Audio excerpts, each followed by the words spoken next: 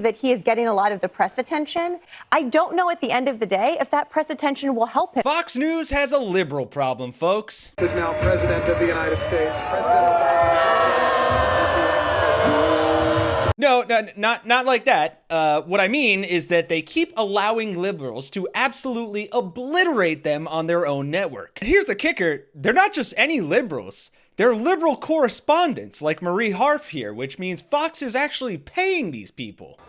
You guys are getting paid? Right, so here's Marie Harf filling in on the 5 for the beloved Jessica Tarlov, the other liberal host who's out on maternity leave, wishing her all the best. And Harf makes a pretty salient point here when talking about Trump being on trial and all the press coverage he's getting around it. And she kind of combats this MAGA idea that this is going to be a boon for him because the press is talking about him so much. And in their delusional heads, that can only mean it'll be good for Trump. But thankfully, she claps back a bit and finally lays some sense on the Fox audience. Take a listen. That he is getting a lot of the press attention.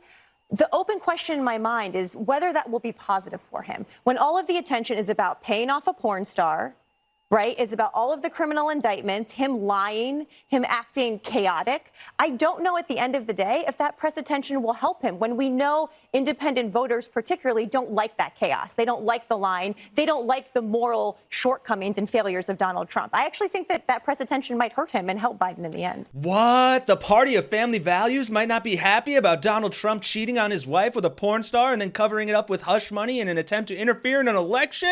And when you're a star, they let you do it. You can do anything. Whatever you want. Grab him by the grab him by the pussy.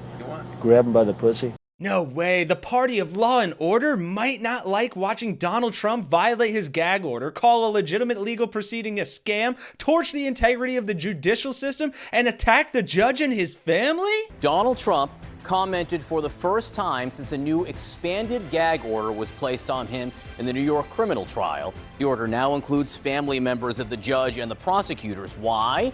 Because Trump had been attacking the daughter of Judge Juan Merchan online. It is an expansion of the gag order that he put in place last week. And this is because, as you said, Trump began the day after this gag order was first put in place, attacking the judge's daughter on social media. Okay, yeah, I kind of see it now. He's kind of an asshole. He doesn't really represent family values at all. Thank you, Marie Harf. I finally see the light. Finally, she sees the light. A man can dream, can he? But I gotta say, we've been discussing this trial for a while on the channel. Chip made a great video on Trump going off on another turbo toddler tirade after today's session of the trial. We have Ethan Behrman covering all the legality from an attorney's perspective, bringing us that legal expertise. And all that will continue to happen over the course of this trial, so make sure you're subscribed for more of those videos. But regardless of what Trump is whining about or the criminality of his actions here, you also do have this resounding question of like, why are Republicans backing this guy that at every chance he gets completely throws their purported values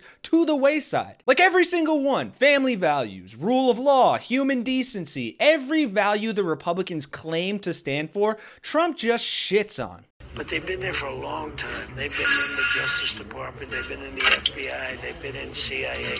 So you're coming into a hornet's nest. I was going to say before, if I didn't fire, call me.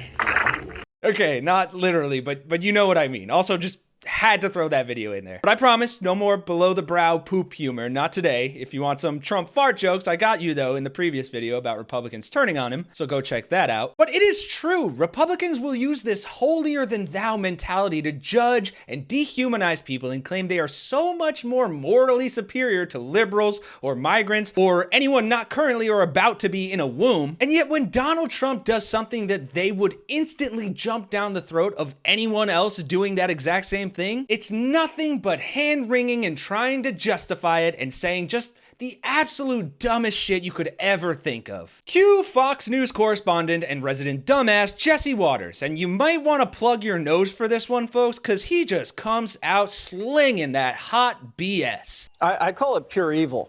So they've taken away his freedom of speech, and now they've taken away his freedom of movement.